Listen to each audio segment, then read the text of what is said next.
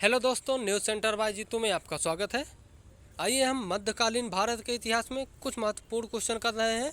तो आपके लिए ये सीरीज़ काफ़ी इंपॉर्टेंट है। यदि आप यूपी पीसीएस और एमपी पीसीएस की तैयारी कर रहे हैं तो काफ़ी इंपॉर्टेंट है। अगर तो देखते हैं सबसे पहले क्वेश्चन नंबर 52। दिल्ली के किस सुल्तान के विषय में कहा गया है कि उसने रक्त और लौह की नीति अपनाई थे? तो ये बलबन कहा गया है। बलबन के विषय में ये यूपी पीसीएस मेंस का क्वेश्चन है। तो याद रखिएगा, रक्त और लौह की नीति बलबन ने अपनाई थी। ऑप्शन बी सही आंसर है। क्वेश्चन नंबर 53 देख लेते हैं।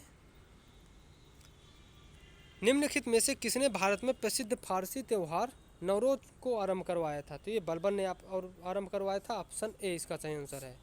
अगला देख लेते हैं। अपनी शक्ति को समेकित करने के बाद बलबन ने भव्य उपाधि धारण की थी। तो जिले इलाही की उपाधि धारण की थी। ऑप्शन सी इसका सही आंसर है।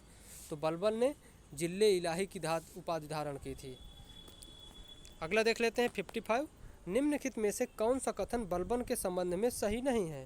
तो इसका सही आंसर है ऑप्शन बी, उसने इक्तादारी व्यवस्था का प्रारंभ किया था। ऑप्शन बी, उसने इक्तादारी व्यवस्था का प्रारंभ किया। Option b. अगला देख लेते हैं 56। नीचे दो वक्तव्य दिए गए हैं, एक को कथन ए और दूसरे को कथन आर कहा गया है।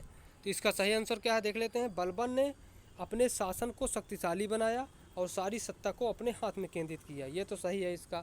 अगला देख लेते हैं। वह उत्तर पश्चिम सीमा को मंगोल आक्रमण से सुरक्षित करना चाहता था। तो ये इसका सही व्याख्या नहीं है। तो इसका सही ऑप्शन होगा ऑप्शन बी, क्योंकि बलबन के समय मंगोल आक्रमण नहीं हुए थे, इस कारण से ये इसका सही ऑप्शन नहीं है। तो इसका सही आंसर ऑप्शन है ऑप्शन बी। दोनों कारण सही है, सॉरी, इसके दोनों सही कारण और कथन दोनों सही है, लेकिन शक्तिशाली बनाया इसलिए नहीं कि मंगोल आक्रमण से सुरक्षित करना चाहता था। तो ये क्योंकि उसने अपने हाथ में केंद्रित कर ली थी शक्तियाँ, क्योंकि वह अन्य षड्यंत्रों से बचना चाहता था, ये मुख्य कारण था। तो अगला देख लेते हैं 57। निम्नलिखित में से किसने प्रसिद्ध कुतुब मीनार के निर्माण में योगदान नहीं दिया? तो गयासुद्दीन तुगलक ने कुतुब मीनार के निर्माण में योगदान नहीं दिया, जबकि कुतुबुद्दीन ऐबक ने प्रारंभ कराया था। पूर्ण इसको इल्तुतमिश ने कराया।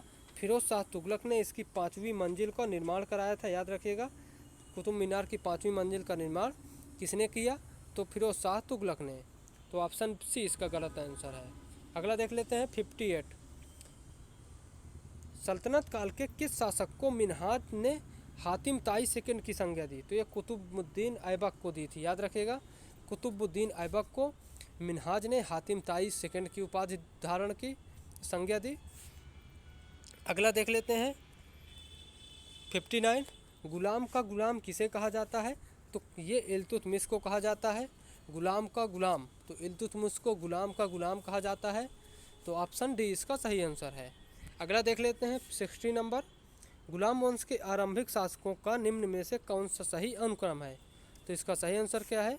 एक है कुतुबुद्दीन ऐबक, उसके बाद 4 आराम शाह इसका पुत्र है, उसके बाद 2 इल्तुतमिश है, उसके बाद रजिया सुल्तान है। तो 3 लास्ट में होगा। तो ऑप्शन बी ही इसका सही आंसर है। और ये आरआरबी 2004 में पूछा हुआ क्वेश्चन है। अब देख लेते हैं खिलजी वंश। तो ये वाला आपका पूरा एपिसोड ख़त्म।